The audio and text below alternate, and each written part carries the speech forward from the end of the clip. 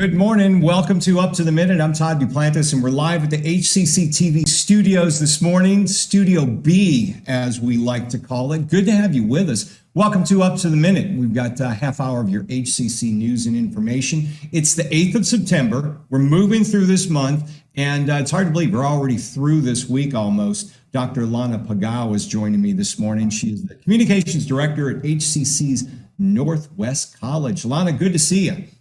Good morning, Todd. Yeah, the summer went by so quickly. I can't believe that we're already in fall. I know, it's weird. And you guys are already cranked up. I imagine you got students bustling around the campuses. We are busy.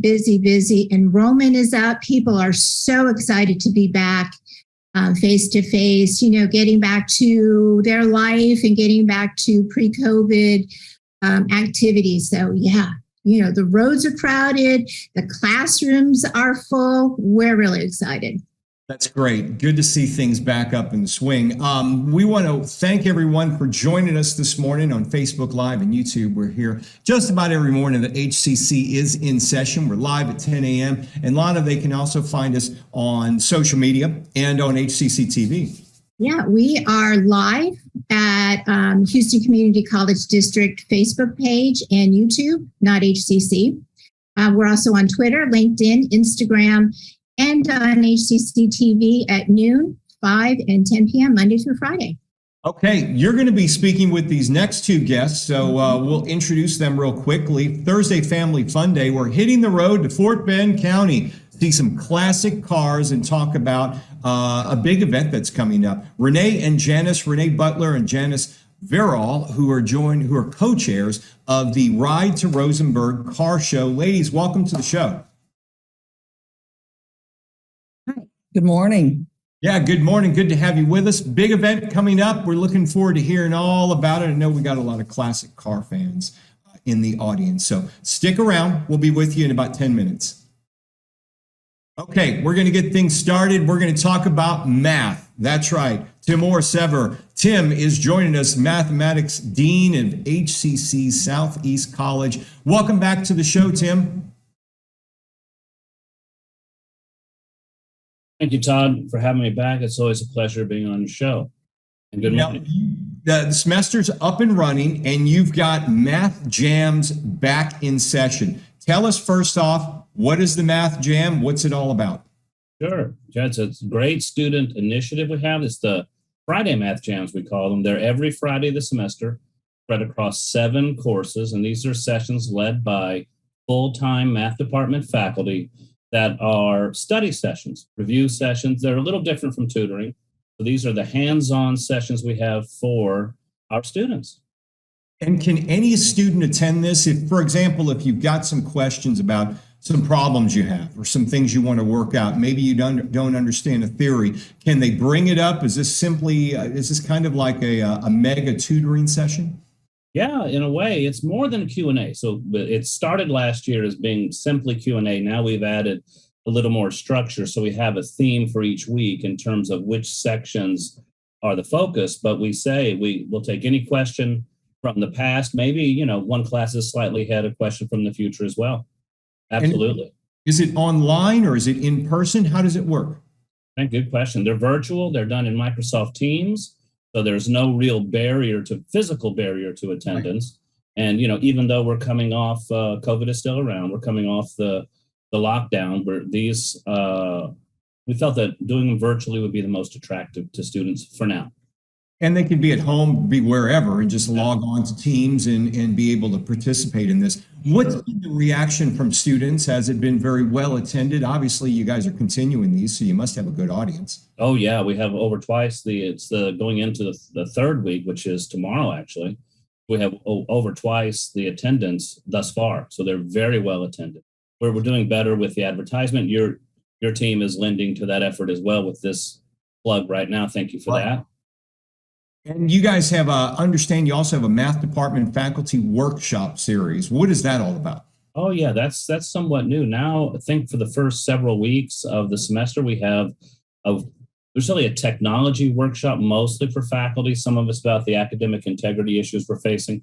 So this is for both math and developmental math faculty, led by the math department. And it's just to make sure our faculty can stay up to date and consistent with what we really want to have happen in terms of engagement, student engagement in the Canvas and in the classroom. You also have a math summit coming up in October. What is that? Thank you. That's one of the initiatives we have for faculty. Just as we have the workshop series you just mentioned, we have a major workshop, which is faculty presentations. This is faculty professional development led by our own faculty. That we do that twice a year, once in October, as you said, and the next one is in Math Awareness Month, which will be in April. You know, students who attend your faculty or I should say that attend the math jams and the extracurricular activities and surrounding math, what type of career paths do those students go into? I mean, obviously, you're not just going to go into a career path where you're just doing math, but it's going to be something involved with your job. What are some of the career paths that intricately involved with? That's a great question. All of them really, because, in this way now, for us within the department, we do math for math's own sake. We're kind of pure that way. But here at HCC and elsewhere across the nation, math is seen as a service type discipline. We support physics, we support engineering, we support all the other programs and degree plans throughout the college. So we have students from across all degree plans attending the Math Jam. And you also have something coming up called Math Days, December 2nd and 3rd. What are those about? That's our initiative we've been doing for six years now. I started this in my second year or into the first year as dean. These are the final exam review sessions we have for students across about 8 courses now in college algebra up to calculus, almost all the courses in between. When I say calculus, I mean calculus 1. So these are the sessions right before finals. Notice those 2 dates you mentioned are the week before the onset of final exams. And these are intense sessions, again, led by full-time math department faculty. We have 50 sessions across those 2 days, morning, night, Friday, and Saturday. No Saturday night, just Saturday morning. These are sessions that help the students prepare for their finals. And is that done virtually as well?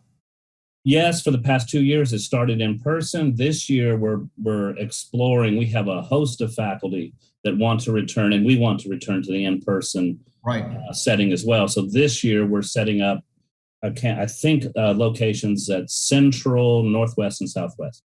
That's a bigger location. Just a question, wondering, with your students, do they prefer, I know a number of our students, I believe nearly 60% are still taking their courses online.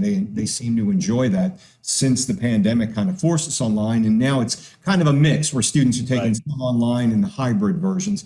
What do math students seem to prefer? Do they prefer the in-person instruction or the online or the hybrid?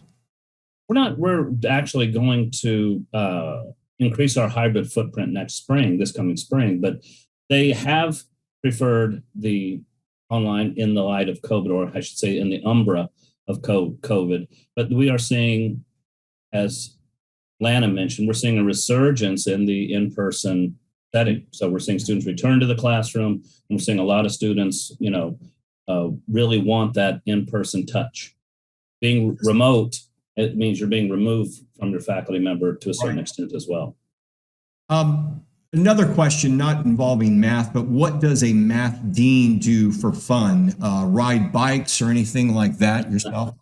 Yeah, I used to play tennis. Was an avid tennis player. I'm trying to get back in shape to do that. So now I do my early morning walks, late night biking, and I alternate. So walking and biking for fun. And you said outside of mathematics, of course, we do math for fun as well.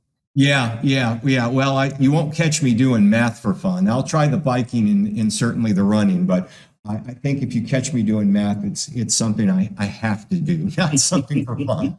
That was why I was a communications major. Math wasn't my bag, but hey, I appreciate it though. Tim Sever, we appreciate you being here on the show, and good luck with your events coming up. If you ever need any publicity for them, you know where to come. I do. Thank you very much. Good to see you again. Y'all have a good day. Good seeing you. Bye-bye. Okay, it is Thursday, Family Fun Day, and Lana, you're going to be talking about some classic cars, an event happening also in Rosenberg. Absolutely. And let me tell you, Todd, I'm with you. I like to joke that math is the reason I have a journalism degree. You're right. Exactly. You know exactly what I mean. Well, let's turn now to the car show. Renee Butler and Janice Vyoral, welcome. You are both co-chairs of the Ride to Rosenberg car show. Again, for Thursday Family Fun Day, we're going to take a short road trip of sorts down to Fort Bend County to see some classic cars. So, Renee, we're going to start with you. How many times have you held this event? This is our 5th annual, and it is by far the biggest pre-registration at this point. So, yay. Yeah. So 5 years, that's pretty impressive. So before we get into your co-sponsors, your food and entertainment, let's talk about the reason for the show. What special cars do you expect this year? We have a guy that comes out every year. He's got a 1929 and he carts it in because it's so special. We have to put it in a trailer.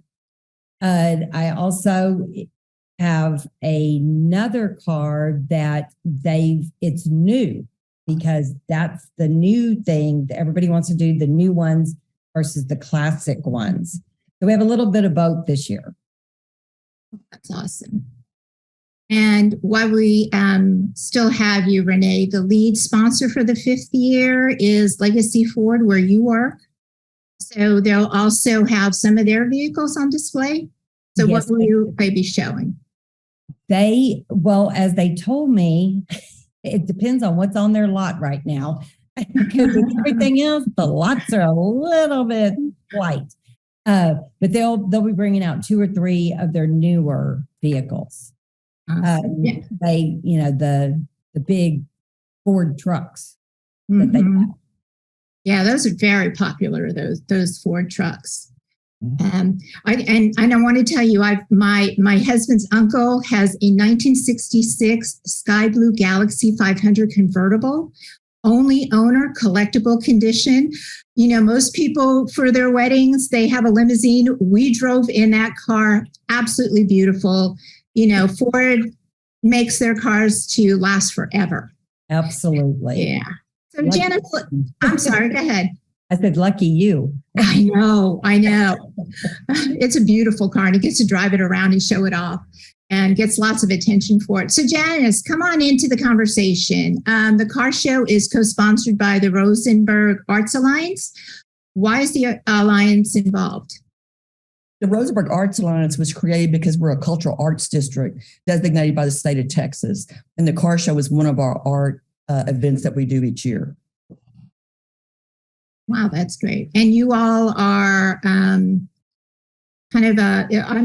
Arts Alliance is the 501c3. Yes. So they kind of help with promoting local talent. And what I teach a humanities course, and I like to use cars as an example of sculpture because I think cars can be so beautiful, especially my family. The men in my family love F1 and IndyCar racing. Talk about beautiful pieces of art. I mean, the engineering is incredible, but the art of the car is so cool. So in addition to the antique cars, what are some of the other events offered this year at the car show? Janice? It's Janice. The other events that are offered during the car show, one of my favorites is the Rosenberg Police Department. They'll bring out some of their high water vehicles, and then also some of their canine officers will be here, and they'll be doing demonstrations. Oh, that's great. So will there be an art walk? And the Fort Bend Art League is going to do an art walk. Okay, that's great. You know, talking about the canine police organization. So does that include I think it includes their bomb dog, their local SWAT unit, and some of those vehicles you were talking about. So that must get the crowd, their attention to kind of swarm over the police. They actually have 3 dogs here that day. One's going to be the bomb dog. Then one of them is a canine officer, the dog from Rosenberg. And then the third one is going to be another officer dog from Sealy. And one of our favorite things is we started partnering with canine officers. It's also a 501c3. And they're the ones that the organization that helps provide the dogs as well as the dogs' equipment to protect them. And so they'll be here as well. Well, that's very cool. So you'll have an art walk, you'll have some music, a DJ going on, a band, it sounds like, and, you know, the police and the dogs. I mean, who doesn't love a dog, right? So let's talk about the food. We're such a foodie culture. So what kind of food will be out there as well? We have 4 food trucks. We have the Rob's Mini Donuts, which will be the early bird that they have all of those really delicious donuts. So those are early. And then we have Urban Eats. No, it's Offbeat. I can't even say it right. Offbeat Eats, which is a savory, and Compadre Cookers, which are a organization down here that will also have it, and Loco Snow Cones. So when it's good and hot in the afternoon, like that, along with the restaurants that are down here, that'll be all open and packed. Great, great. So folks will get to go get something to eat and look around the cars and enjoy themselves that way. I tell you, I've never passed up a donut I haven't eaten. Totally agree. Yeah, and because it's downtown, there's shopping as well. So if it's a full day, it sounds like.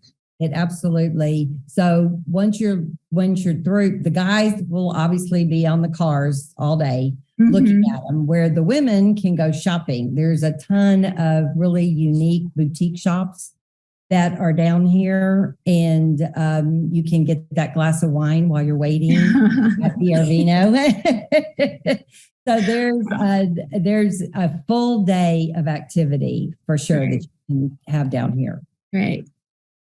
So Renee, is there an admission price, and those who participate, do they get anything with Okay, their so the car show itself, to enter a car, there is a registration. Pre-registration is $25 and the day of is $30. Like I said, we've had a ton of pre-registration, so get that money in.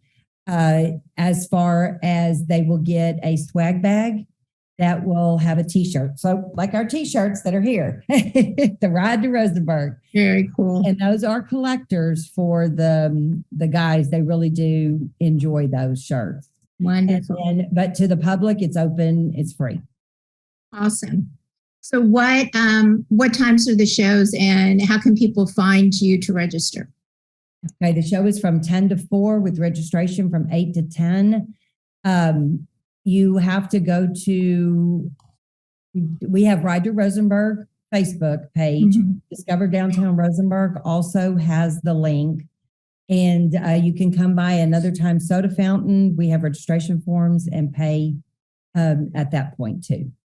Awesome. So when do the cars show up? Do they show up the night before? Or are they going to be there bright and early in the morning?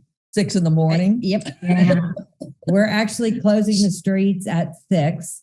Because we do have guys that are so excited they can't wait for the donuts or for the spot, but they're there. And awesome. they've already been talking, and they'll come in and they'll go, well, now when do we get there? And I said, well, 8 is when it starts. And they go, but we want a good spot. I said, then 6 is when you want to come and help us close the streets. No, they have to right. Early. Well, great. Well, so it opens to the public at 10. The award ceremony is at 3. Art walk is 10 to 3. Registration 8 to 10 a.m. Correct? Yes. All right. Well, thank you, Renee Butler and Janice Vyoral, both co-chairs of the Ride to Rosenberg Car Show. We'll have some links and additional information on our post after the show. And for those who want to spend a great day outside looking at cool things and eating great food, Rosenberg really isn't that far away from us. So take the ride down. Look forward to seeing you. And thank you so much for having us on. Thank you, ladies. Thank you. Bye-bye. All right, thank you. And Lana, I think the quote of the show now is, I've never passed a donut I couldn't eat. Is that it? I love donuts. I know. Who can't go wrong with donuts? Right. You can't. I would just eat a donut anytime. Mhm. Someone bring us donuts here at the offices. We would appreciate that. Okay. Besides donuts, we do have some important announcements to get to. One of them, on a more serious note, suicide prevention among veterans. HCC's Counseling and Abilities Services are teaming up with the VA Mental Health Care Line to present suicide prevention in the veteran community. It's noon to 1 p.m. today. It's online through Zoom. You can check the post after our show about registering for this event, but once again, a very important subject. Okay, got a flair for the dramatic? Well, Lana, they are looking for people to participate in their season of plays. Yeah, the HCC's drama department is holding open call for fall productions at the Central Campus, Southwest Campus, and Northeast Campus. So find out how you can get involved in drama, which is good for your acting career, your resume, get you in front of the public if you have a fear of speaking. So tonight at 7:30, it's open call is at Theater 1 on Central Campus, and we'll have that info on how to contact Deborah Schultz in our post after the show. Okay, we've got another convocation coming up for student professionals in an effort to provide an opportunity for all employees to participate in HCC's fall convocation. This event for student support professionals only will be held later this month. Harnessing our entrepreneurial capacity, the power of a growth mindset, will include an overview of August's presentation, along with an opportunity for conversations with members of the Chancellor's Executive Council. That's happening 10 a.m. Friday, September 23rd. Student support professionals should expect to see a separate announcement sent to them very shortly. So we want you to attend, sign up and attend. It's going to be a week or 2 weeks from this Friday. And we've got another faculty exhibition happening, at one of the galleries in your hometown. Yeah. Not only does our art faculty teach, but they're also artists. So the works are of adjunct faculty, Angel Castellan, called Self-Fragmentation. It's being featured in the faculty art exhibit at our Northwest campus. It consists of works on paper and paintings, and it captures fragments of the artist's own identity through self-portraiture and imagery taken from everyday life. And that is running through November 4th at our Spring Branch Gallery up in Northwest. All right, path to profession, looking to get some experience and make some money. Well, check this out. If you're looking for real world experience in your genre of study, check out the opportunity. You can make a few extra dollars, get that experience you need. It's called Path to Profession. We'll have a link in our post after the show and how you can sign up. And it's that time of year, Lana, where you can donate to the foundation. Yeah, make a difference for a Houston student. Invest in Houston's future by supporting the HCC Foundation scholarships, which have funded countless students who have graduated and moved on to brighter futures because of such generous donations from you all. And we'll have some information about our foundation scholarships and how you can donate after the show. Okay, fall semester's underway. You can still sign up, though, for Second Start. And I believe 12-week and 8-week sessions are still available as well. It's very easy to do. There are 5 ways to learn. 2 of them are completely online, 2 of them are hybrid, and 1 of them are in-person classes. So go to hccs.edu/apply today. Register now, especially if you need financial aid. You got to get that FAFSA thing filled out. Fill out the application, get it turned in. You can still register and still get those credit hours in before the fall semester ends. And Lana, before you know it, we'll be talking spring 2022. I'm telling you. Can you believe that? Absolutely will be. You know, I'm already seeing Christmas ornaments in the stores. So yeah, it's going to get away from us quickly. Best thing about the fall, though, it's up for argument, though. A lot of people disagree with me. The best thing about the fall, the return of pumpkin spice coffee. Yes, absolutely. I'm going to go get one after the show. I've got to have pumpkin spice. Yeah. I've got one. I even got the syrups at the house. You know, I'm like all set. I found pumpkin spice pudding. Wow. And I bought it. No kidding. I think there's a pumpkin spice donut out there somewhere too. Oh yeah. There's pumpkin. Don't get me started. Even pumpkin spice Oreos are out there. Wow. Oh. Yeah, they're available. Yeah. More. Wow. Great time of year. So tomorrow the whole show will be on pumpkin spice. Talking about pumpkin spice, and we'll have pumpkin spice guests. No, really. Tomorrow on the show, Shardae's running the show, so I have a feeling Shardae's going to throw the pumpkin spice out the window. She runs a tight ship. But tomorrow we'll be talking with the Dean of Automotive Center of Excellence, David Vogel, and it's also Film Friday as well, Lana. Film Friday. We'll talk to folks behind the Aurora Picture Show, which has restored that historic venue for a variety of entertainment offerings.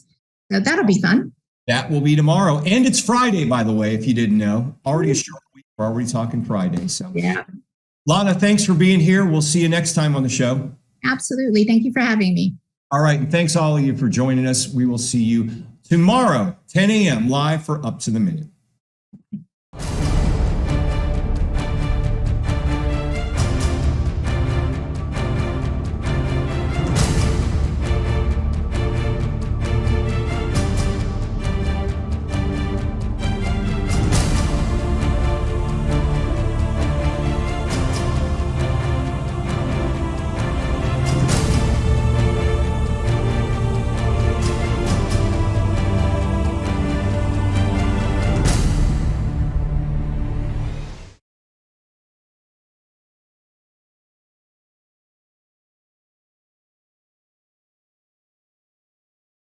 When I was in foster care, I never knew when I would have to move, so I always had my suitcase ready to go. Then one day, I was adopted. My new parents opened their hearts and home to me. My parents cook my favorite breakfast for me every morning. My parents take me on trips I never thought I would go on. They gave me a home and an even better reason to use that suitcase. My parents aren't perfect, but they're perfect for me. Enfoca tu futuro con HCC. Inscríbete hoy para las clases de primavera. How prepared is your family if disaster shows up at your doorstep? You can't just turn away a natural disaster. That's why it's important to go to ready.gov/plan before they show up. It has the tools and tips you need to make an emergency plan with your family. So if disaster comes knocking, let's go. You'll be ready to help keep your family safe. It's just a pizza. Yes! Make a plan today.